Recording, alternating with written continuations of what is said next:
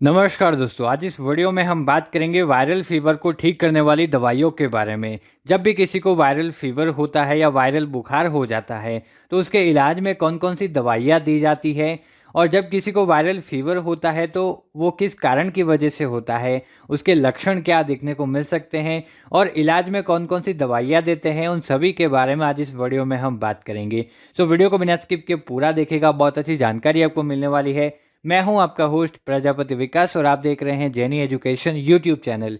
चलिए बात करते हैं वायरल फीवर को ठीक करने वाली दवाइयों के बारे में। उससे पहले दोस्तों, आप चैनल पर नए हो तो प्लीज़ चैनल को सब्सक्राइब करके रखिएगा, ऐसी ही नई नई वीडियोज़ आपको मिलती रहेगी। तो सबसे पहले जानते हैं वायरल फीवर क्या होता है, आखिर वायरल फीवर है क्या।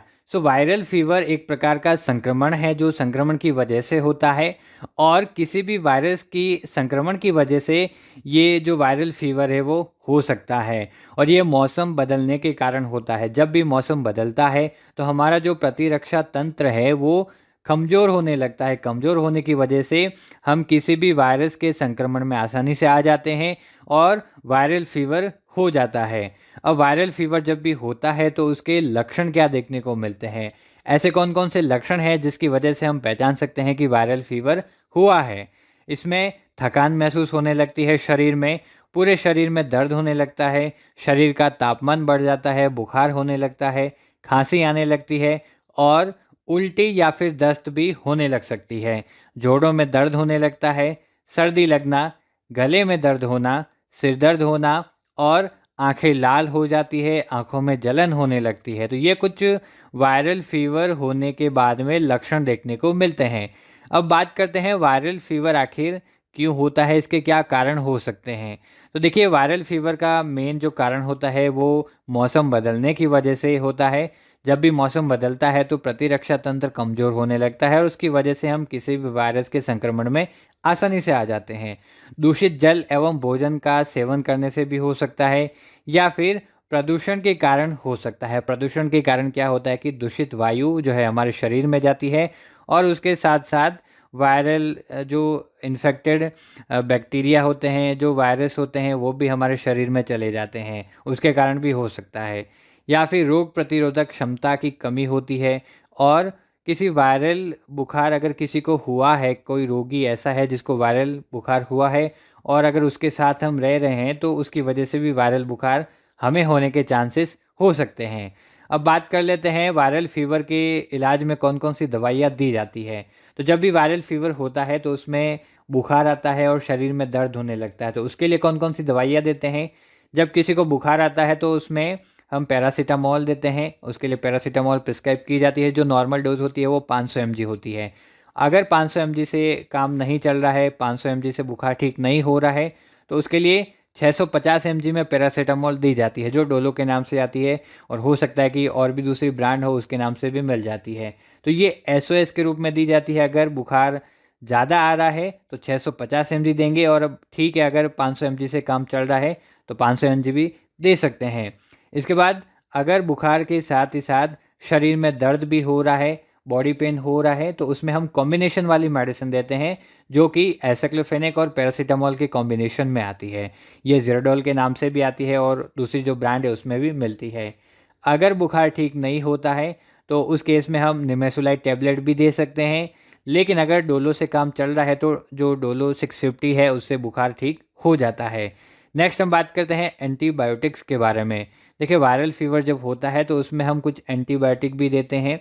तो उसमें कुछ एंटीबायोटिक है जैसे कि मोनोसेफ इंजेक्शन, ये 2 ग्राम में आता है और इसमें सिर्फ ट्रैक्ज़ोन है। इसके अलावा ये 1 ग्राम में भी आता है जो कि इंट्रावीनस रूट से लगता है, इंट्रामस्कुलर रूट से लगता है। 2 रूट हैं, दोनों ही रूट से ये इंजेक्शन लगाया जा सकता है। साथ ही साथ कुछ एंटीबायोटिक टैबलेट भी दी जाती है, जैसे कि सेफ्पोडोक्साइम प्रोक्सिटिल की टैबलेट है जो कि ज़िपोड के नाम से आती है, 200 एमजी में आती है ये और अलग-अलग ब्रांड नेम से मिल सकती है मार्केट में।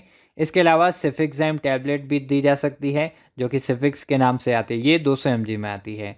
तो ये एंटीबायोटिक दवाइयाँ भी वायरल फीवर के ट्रीटमेंट में दी जा सकती है या डॉक्टर द्वारा प्रिस्क्राइब की जा सकती है। इसके अलावा कुछ दवाइयाँ ऐसी भी होती है जो एलर्जी के इलाज में काम आती है। देखिए, नाक से पानी बहना, आँखें लाल हो जाती है, तो उसके इलाज में एंटी एलर्जिक दवाइयाँ भी देते हैं, जैसे कि लीवोसिट्राजिन जो कि हिस्टामिन के रिलीज़ को रोकती है और एलर्जी के काम में ये देते हैं, जो कि लिवोरॉइड के नाम से आती है, और भी अलग-अलग ब्रांड नेम होती है इसकी। और कुछ दवाइयाँ ऐसी होती जो कॉम्बिनेशन में आती है, जैसे कि मोंटेल्यूका सोडियम और लिवोसिट्राजिन हाइड्रोक्लोराइड। ये कॉम्बिनेशन में आती है जो मास्ट सेल को स्टेबलाइज़ करती है और उसकी वजह से एलर्जी के ट्रीटमेंट में भी ये जो दवाई है ये यूज़ की जाती है। जैसे कि छींक आना, नाक से पानी आना, आँखें लाल होना, त्वचा पर रैशेस अगर होते हैं, तो उसके इलाज में ये एंटी एलर्जिक मेडिसिन दे सकते हैं। इसके अलावा अगर पेशेंट को वीकनेस हो रही है, शरीर में कमज़ोरी आ गई है, तो उस केस में मल्टीविटामिन टैबलेट देते हैं, जैसे कि ज़िंकोविट के नाम से आती है और मल्टीफ्रेश के नाम से भी आती है। तो बहुत सारी अलग-अलग ब्रांड नेम से वीकनेस या जो कमज़ोरी आ गई शरीर में, उसके इलाज में मल्टीविटामिन टैबलेट दे सकते हैं। और इतनी सारी दवाइयाँ खाने के बाद में क्या होता है कि पेशेंट के पेट में एसिडिटी होने लगती है, तो उसके लिए एंटासिड मेडिसिन भी देते हैं, जैसे कि रेंटेक के नाम से आती है, रेनिटिडिन, और भी दूसरी ब्रांड नेम है, उससे भी मिल जाती है। रेनिटिडिन टैबलेट भूखे पेट दी जाती है, ताकि जो भी दवाइयाँ पेशेंट खाएगा उसके बाद में उसको एसिडिटी नहीं होगी। इसके अलावा ओमेप्राज़ोल एंड डोमपेडोन कैप्सूल भी दिया जाता है, ये कॉम्बिनेशन में आता है, ये भी एसिडिटी के इलाज में दिया जाता है। और पेंटोप्राज़ोल टैबलेट भी दी जा सकती है, या फिर जो दूसरी एंटासिड मेडिसिन है, पेंटोप्राज़ोल, लेंसोप्राज़ोल, ओमेप्राज़ोल, ये दवाइयाँ दे सकते हैं जो कि एसिडिटी को कम करती है। सो आप सभी दोस्तों से मैं रिक्वेस्ट करूँगा, बिना डॉक्टर की सलाह के कोई भी मेडिसिन यूज़ नहीं करनी है। यूज़ करने से पहले एक बार डॉक्टर या फार्मासिस्ट की सलाह ज़रूर लेनी है, वरना आपकी हेल्थ के लिए डेंजर हो सकता है। तो आप सभी को पता चल गया होगा वायरल फ़ीवर को ठीक करने के लिए कौन-कौन सी दवाइयाँ दी जाती है, वायरल फ़ीवर के कारण, लक्षण और उपयोग होने वाली दवाइयों के बारे में बताया है। उम्मीद करता हूँ वीडियो आपके लिए हेल्पफुल होगा। ऐसे ही नई-नई वीडियोज़ देखने के लिए चैनल को सब्सक्राइब करके रखिएगा और बेल आइकन के बटन को दबा दीजिएगा, ताकि जो भी नई वीडियो आएगी उसका नोटिफिकेशन आपको मिल जाएगा। धन्यवाद।